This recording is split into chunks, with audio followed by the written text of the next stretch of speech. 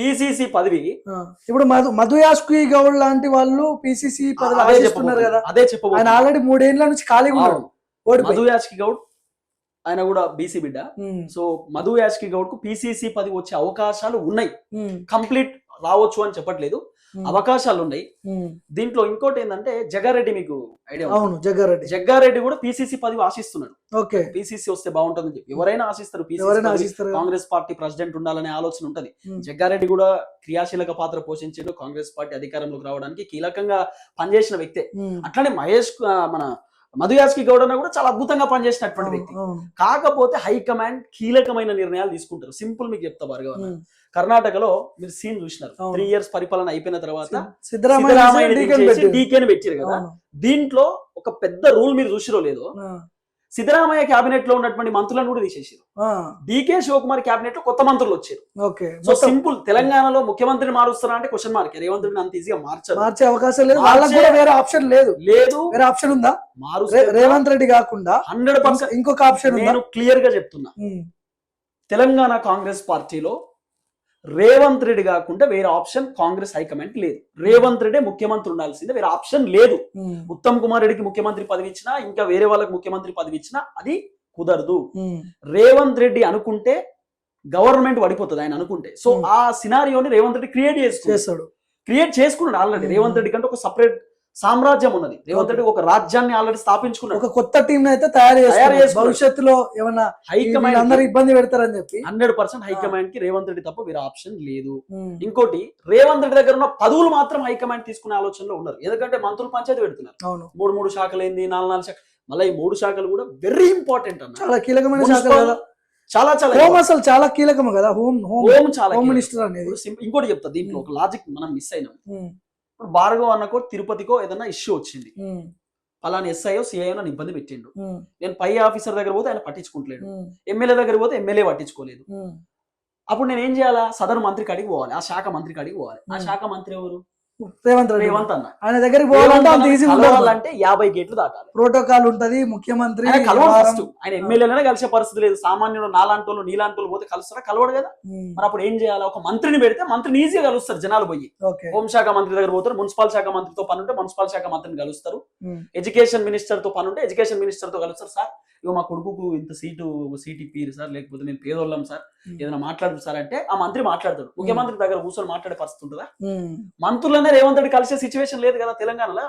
అట్లాంటప్పుడు ఆయన ఎట్లా కలుస్తారు? సో సింపుల్, మంత్రులు చెప్పేది కూడా ఇదే.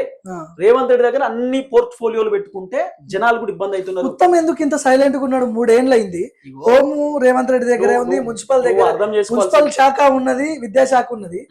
మరి ఇంత సైలెంట్ గా ఉత్తమ్ కుమార్ రెడ్డి ఉన్నాడు అంటే దాని వెనక ఏదో కారణం ఉండే ఉంటది. మొన్న హైడ్రా ఇష్యూలో కాంగ్రెస్ హైకమాండ్ దగ్గరికి ఏఐసిసి మీటింగ్ కి రేవంత్ రెడ్డి, పిసిసి అధ్యక్షుడు మహేష్ కుమార్ గౌడ్, ఉత్తమ్ కుమార్ రెడ్డి, బట్టి విక్రమార్క, ఆ తర్వాత ఏఐసిసి సెక్రటరీ వీళ్ళందరూ పోయినారు. ఇక్కడికి హైకమాండ్ దగ్గర ఉన్నారు. మీనాక్షి మేడం కూడా ఉన్నారు. మాట్లాడినారు. 3 రోజుల పాటు మొత్తం ఢిల్లీలో మంతనాలు జరిగినాయి.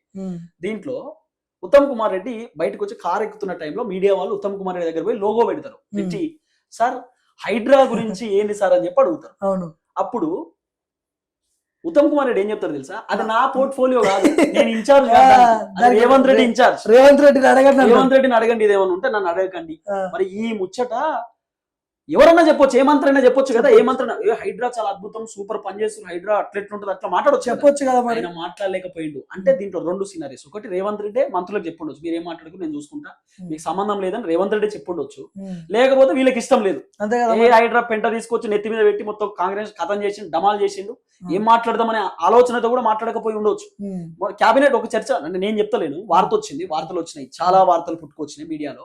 క్యాబినెట్ మీటింగ్ జరుగుతుంటే కొండా సురేఖ పోలే, Revanth Reddy cabinet meeting Telangana secretary ఎందుకు పోలేదని చెప్పి కొండా సురేఖను అడిగితే, నేను రాను, నన్ను డమ్మీ చేస్తుండ్రు రేవంత్ రెడ్డి, నాకు చెప్పకుండా అన్ని పనులు చేస్తున్నాడు, నా శాఖలో ఎండోన్మెంట్ నాది, నా శాఖలో గ్యానెట్ లో పనిచేస్తాడు, యాదగిరిగుట్టకు సంబంధించిన ట్రస్ట్ బోర్డు ఏర్పాటు చేస్తే ఆ ట్రస్ట్ బోర్డు లో ఎవరి పేరు పెట్టిరు ఏం కదా నాకు చెప్పలేదు, ఆ ట్రస్ట్ బోర్డు గురించి నాకు తెలియదు, ఆ మంత్రి చెప్పింది. దేవాదాయ శాఖ మంత్రిగా ఉన్న ఆమెను కనీసం కన్సల్ట్ కాకుండా ఏర్పాటు చేసి, అది పక్కన, అయ్యో ఆ ముచ్చట పక్కన పెట్టండి.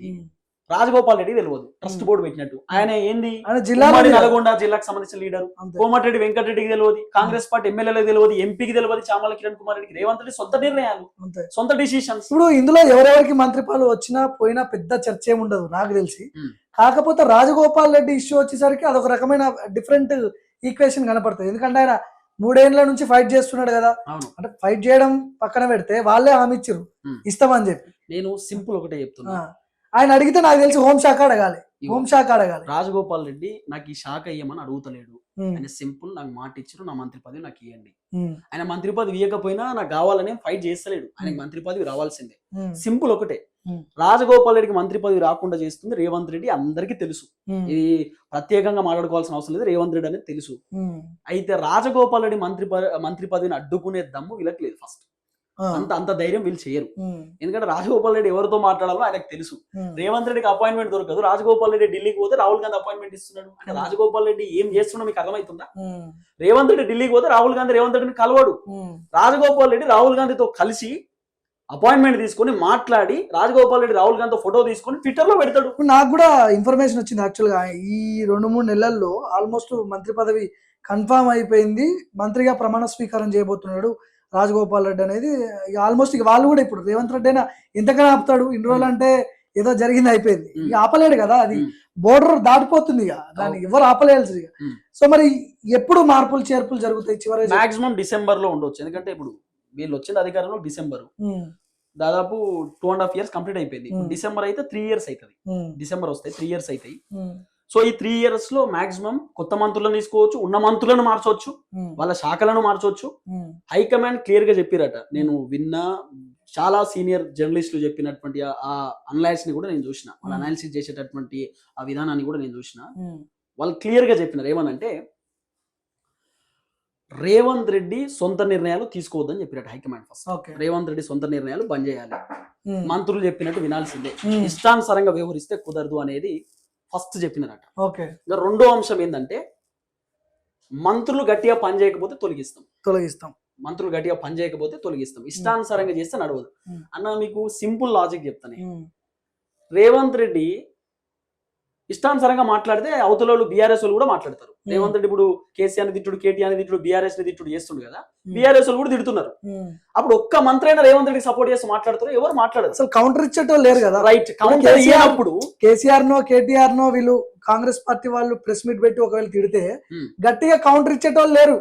ఇదే పాయింట్ నేను చెప్తా. అక్కడ కాంగ్రెస్ నుంచి లేరు కౌంటర్. లేనప్పుడు ఏం చేసిండు రేవంత్ అన్న అంటే, టీం ఏర్పాటు చేసిండు, విప్ పదవులు ఇచ్చిండు. రేవంత్ రెడ్డి కావాల్సిన వాళ్ళకి విప్ పదవులు, బల్మూరి వెంకట్ క్యాబినెట్ హోదా బల్మూరి వెంకట్ అద్దంకి దయాకర్కి ఇచ్చిండు. క్యాబినెట్ ర్యాంక్, క్యాబినెట్ అంటే ఇక కంప్లీట్ మంత్రి సంబంధించినటువంటి ఏదైనా క్యాబినెట్ మీటింగ్ జరిగితే వీళ్ళు పోయి కూర్చోవచ్చు. ఇంకా రేవంత్ రెడ్డిని బీఆర్ఎస్ ఏమైనా అన్నారంటే కథం అటాక్ చేస్తారు. బల్మూరి వెంకట్ ప్రెస్ మీట్ పెడుతున్నాడు, అద్దంకి దయాకర్ ప్రెస్ మీట్ పెడుతున్నాడు, వేముల వీరేశం అన్న press meet, Beerla Ilaiah press meet, Vemulawada MLA press meet. ఎందుకు పెడుతున్నారు? రేవంత్ రెడ్డి టీం, వీళ్ళంతా టీం కదా. మరి 100% ఎవరైతే ఆయన డిఫెండ్ చేసుకోగలుగుతారో వాళ్ళకే పదవులు ఇచ్చుకోండి ఆయన కూడా. అంతే కదా.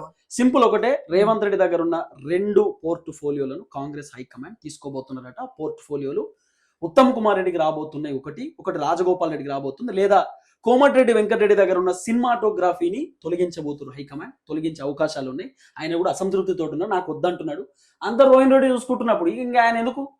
పొద్దుగాలైతే రోహిన్ రెడ్డి సినిమా టికెట్లు ఎవరిది పెంచాలి, ఎవరిది తగ్గియాలి, మొత్తం రేవంత్ రెడ్డి దగ్గర ఉన్న రోహిన్ రెడ్డి చూసుకుంటున్నప్పుడు కోమటిరెడ్డికి ఎందుకు? గదర్ అవార్డులు ఇచ్చేది రేవంత్ రెడ్డి, కోమటిరెడ్డి వెంకటరెడ్డికి ఇన్ఫర్మేషన్ లేదు. కోమటిరెడ్డి ఫోటో ఉండదన్న, ఏది ఇన్వైట్ చేస్తారు కదా, కార్డ్ లో కూడా మంత్రి కదా, మంత్రి కదా. అసలు మీకు కొండా సురేఖ దేవాదాయ శాఖ మంత్రి కదా. టెంపుల్స్ రిబన్ కట్ చేయడానికి పోతున్న, ఓపెనింగ్ ఉంటారు, శంకుస్థాపన, కొబ్బరికాయ కొట్టడానికి పోతే కొండా సురేఖకి ఇన్ఫర్మేషన్ లేదు. అంతేందుకు? తుమ్మల నాగేశ్వరరావు వ్యవసాయ శాఖ మంత్రి కదా. మరి తుమ్మల నాగేశ్వరరావుకి సంబంధించినటువంటి ఏదైనా రైతు బంధో, రుణమాఫో, లేకపోతే యూరియా బత్తాల పంపిణీ ఏదైనా ఉంటాయి కార్యక్రమం, తుమ్మల నాగేశ్వరరావు చెప్పనే చెప్తాడు అన్న. అన్నీ చెప్తున్నాడు, అన్ని శాఖలు. ఇరిగేషన్ శాఖ ఫైల్ రేవంత్ రెడ్డి పక్కన పెట్టాడు, ఉత్తమ్ కుమార్ రెడ్డికి సంబంధించి. పక్కన పెట్టడం ఎందుకు? ఉత్తమ్ కుమార్ రెడ్డి అడిగితే లేదో లుస్కులు ఉన్నాయి దీంట్లో అంటే, లుస్కులు చూసుకోవాల్సింది ఉత్తమ్ కుమార్ రెడ్డి కదా. రేవంత్ రెడ్డికి ఏం పని దీంట్లో?